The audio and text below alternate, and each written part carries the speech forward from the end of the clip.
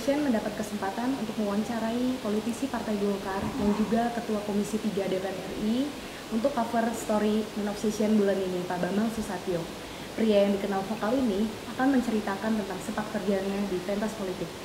Baik Pak, terima kasih untuk waktunya. Mohon diceritakan Pak, bagaimana kiprah Bapak di DPR RI selama 2 periode Pak? Ya, sebetulnya sebagaimana perintah undang-undang bahwa DPR itu bertugas atas 3 hal, yaitu dalam hal penyusunan anggaran terhadap negara atau pemerintahan, yang kedua adalah penyusunan undang-undang, yang ketiga adalah pengawasan. Nah, tapi kerap terjadi yang memang sering di DPR yang rame itu adalah dalam hal pengawasan, ya. Karena dalam itu pengawasan dibagi dalam 11 komisi dan beberapa lembaga atau alat kelengkapan dewan lainnya seperti badan legislasi, badan rumah tangga dan lain sebagainya. Nah, dari 11 komisi yang membidangi berbagai hal seperti komisi 11 keuangan, komisi 7 tambang, lalu komisi 4 pertanian, dan komisi saya sendiri, komisi 3 adalah hukum dan komisi 1 masalah-masalah luar negeri dan komunikasi. Jadi ya itulah tugas-tugas yang dibagi habis ke seluruh komisi-komisi dalam hal penyelenggaraan negara. Dalam teori tersebut ada 3 bagian yang dalam satu negara itu ada legislatif, yudikatif, dan eksekutif. Nah, kami ini di legislatifnya gitu. Ya, sebetulnya tergantung kepada individu masing-masing yang ada di DPR itu, kembali kepada kemampuan dan wawasan daripada individu masing-masing. Kalau latar belakangnya itu pengusaha, tentu dia lebih banyak mungkin mainstreamnya di sektor usaha. Tapi kalau backgroundnya misalnya olahraga atau olahragawan atau artis, biasanya dia lebih banyak domainnya di sektor-sektor itulah, biasanya masuk di komisi 8. Nah, demikian juga di sektor keuangan, ya. Nah, bagi yang mendalami masalah hukum tentu di sektor hukum.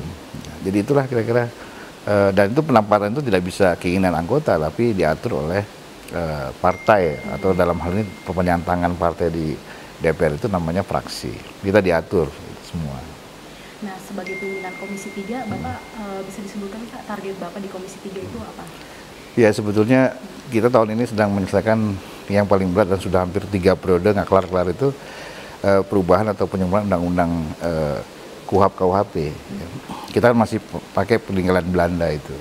Nah, sekarang mudah-mudahan saya targetkan tahun ini bisa selesai, paling tidak tahun depan lah, masih sidang tahun depan kelar, sehingga ke depan kita sudah punya kitab undang-undang baru dan kitab hukum acara pidana baru bagi negara kita ini gitu. Selama ini kita dasarnya pegangan adalah buku undang-undang Belanda gitu.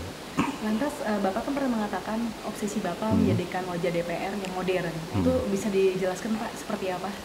Ya, modern bukan dalam pengertian bangunan bagus, gedung bagus, atau semua serba IT, enggak, tapi pemikiran-pemikiran modern yang harus dikedepankan atau ditampilkan oleh para anggota DPR ke depan.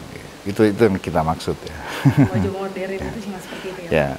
Kira-kira butuh berapa lama Pak untuk mewujudkan cita-cita besar tersebut Pak?